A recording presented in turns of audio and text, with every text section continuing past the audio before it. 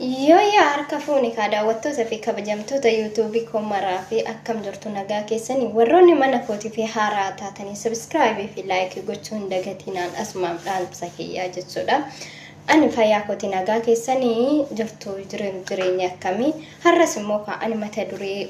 yeroo mara kan na eeggattan karaa fuula YouTube kootiin kan na eeggattan yeroo hunda jechuudha. Ani qaxaleen keessan har'as immoo walaloo xiqqoo takka isiniif fidee dhufeera. Maarreen naduuka bu'aan affeerra keenya jechuudha. Mata dureen Oromiyaa jedha walaloo Oromiyaa. Oromiyaa tiyyaa yaa biyya lallistuu yaa biyya boonaaf gannaa Oromiyaa tiyyaa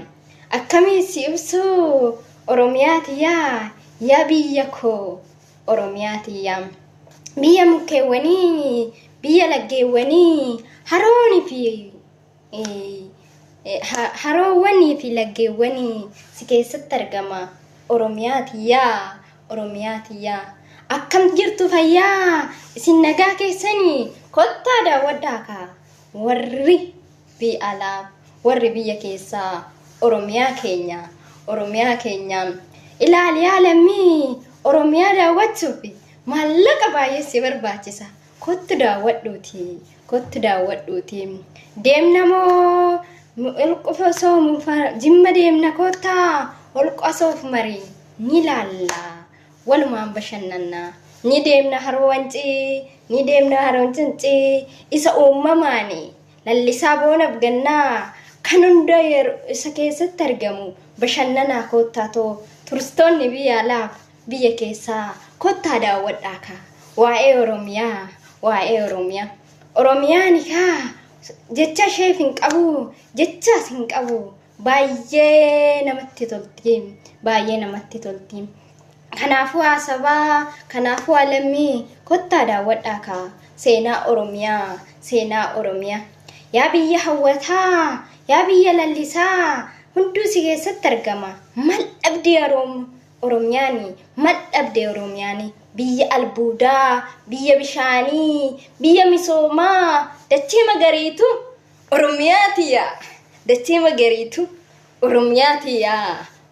tiyyaa ni beekanii hundumtuu Oromiyaanii waan of keessatti qabdu yooyyaa jedheera ka anis kottaa daawwadhaa fi har'a si waameera kottaa Oromiyaa ni laalla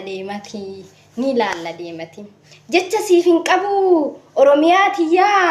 ana guddisteetta ana irra dabartee warra biyya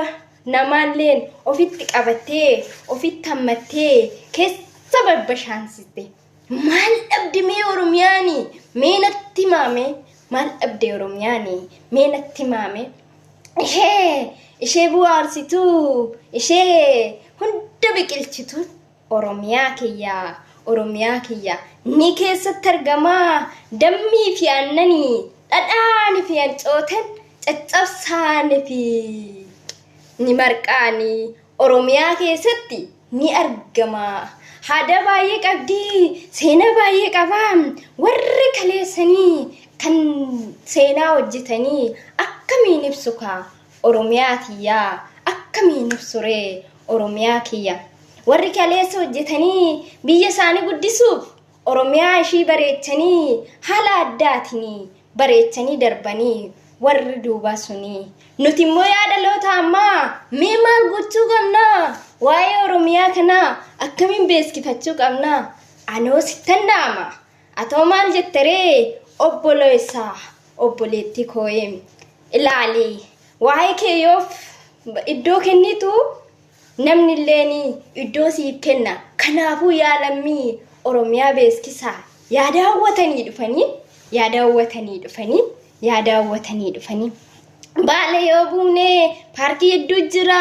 jimma soo dhaqne haroo wancii soo deemne Oromiyaa hundumaarra yoo naannofne baay'eetu keessatti argama turistiif kan ta'ani paarkiiwwan adda addaa ni haalanii fi bosonnuun achi keessatti argamanii bineensonni hunduu paarkilee keessatti haguugamanii argamanii albuunni isaa'oo midhaan isaa'oo akkamiin ibsure Oromiyaa tiyyaa akkamiin ibsure Oromiyaa kiyya isa exportii fi importii godhu Oromiyaa irraa misooma gaarii qabdi Oromiyaani kottaani beeskifannaa Oromiyaa keenya kottaa walammanna tokkoof tokko taane Oromiyaa beeskifna anoo dhaamsa kiyya jecha baay'een qabaa waa'ee Oromiyaa eessa jirtu jedha fayyaa nagaa keessaniga warri Oromoota lammii hawwataa qaba kana fittammatu nama hin jibbu ikko Oromiyaani nama hin jibbu Oromiyaani sabaaf sablammii adda addaa ofitti hammata ni mararfata keessi garaasa Oromiyaa lafa ishiiti miti namni ishiitu akkasitti rarra'a qulqulluudha Oromiyaani dacheen Oromiyaa namni Oromiyaa baay'ee qulqulluudha kanaafuu yaa sabaa waa'ee Oromiyaa mee maal jettu laata dhaamsa kiyya kanaa mee dhaggeeffadhaati warri koomantiisi azalatti naa barreessaati na jajjabeessanis akka waan guddaadhaan dhufu na jajjabeessa anis dhaamsa kiyya